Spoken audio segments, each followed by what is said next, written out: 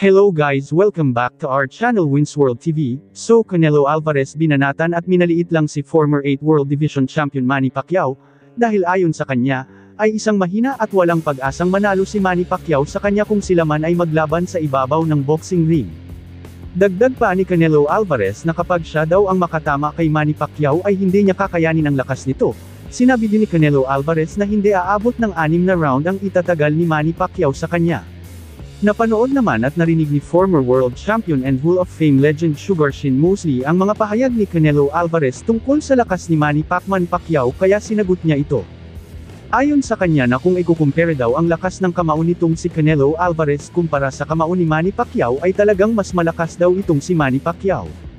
Dahil nasubukan na daw ni Mosley ang lakas ng kamao nitong si Canelo Alvarez noong maglaban sila, hindi man lang daw ito nasaktan or nayanig sa lakas na pinagmamalaki ni Canelo Alvarez. Pero yung suntok ni Manny Pacquiao ay talagang ramdam niya ang lakas at pagkayanig nito dahilan ng kanyang pagkatumba.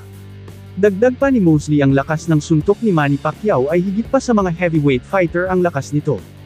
Lalong-lalo na daw ang kaliwang suntok ni Manny Pacquiao ay talagang grabe daw ang lakas nito, at first time niyang makaramdam ng pangangatog at takot na hindi niya naramdaman sa ibang mga naging kalaban niyang boksingero. Bukod tanging kay Manny Pacquiao lang daw niya ito nararamdaman, kaya ang lakas na pinagmamalaki ni Canelo Alvarez ay walang-wala sa lakas ni Manny Pacquiao.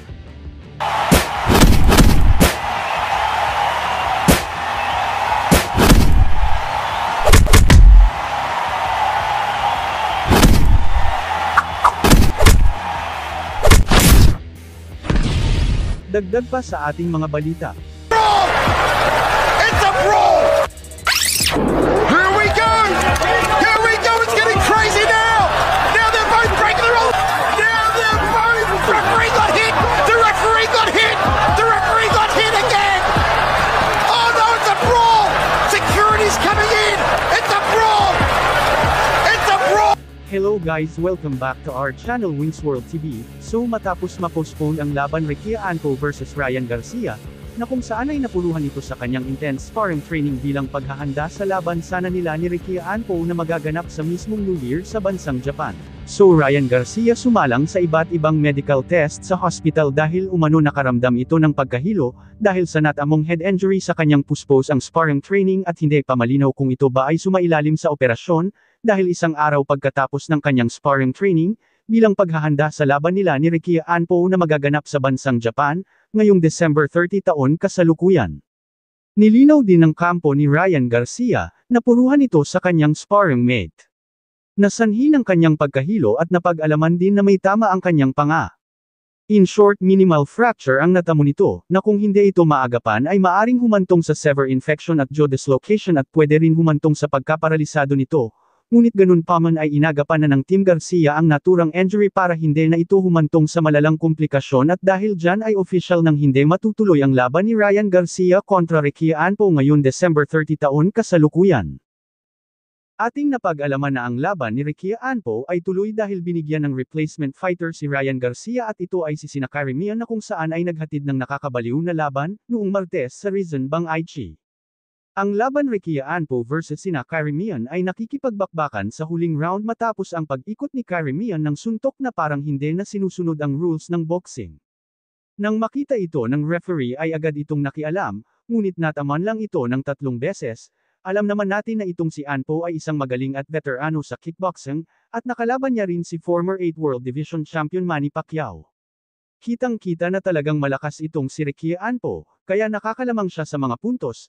Maliit man siya tingnan kumpara kay Carrie Mian ay nagawa pa din itong patamaan ng mga solidong suntok itong si Carrie Mian.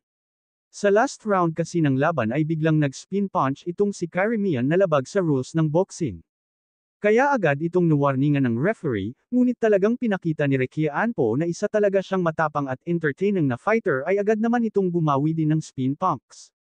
Ngunit hindi ito tumama sa kanyang kalaban dahil ang natamaan ay itong referee. Hanggang sa magkagulo na at hindi na boxing ang kanilang laban, gusto ring bumawi ni Carrie Mian kay Anpo ngunit ang referee ulit ang nataman at ito ay talagang ramdam ng referee ang sakit at pagkabigla dahil sa bigat ng kamao nitong si Carrie Mian, hanggang sa umakyat na ang mga security sa ibabaw ng boxing ring para awatin, ating rin napag-alaman na ang referee ay nagtamo ng pinsala sa ulo.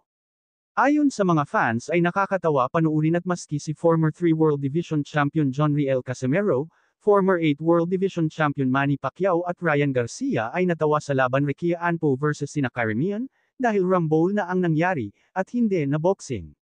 Panalo si Ricky Anpo sa pamamagitan ng unanimous decision na may kabuuan score na 60-54. Thank you for watching. Salamat sa inyong panunood. This is Winsworld TV.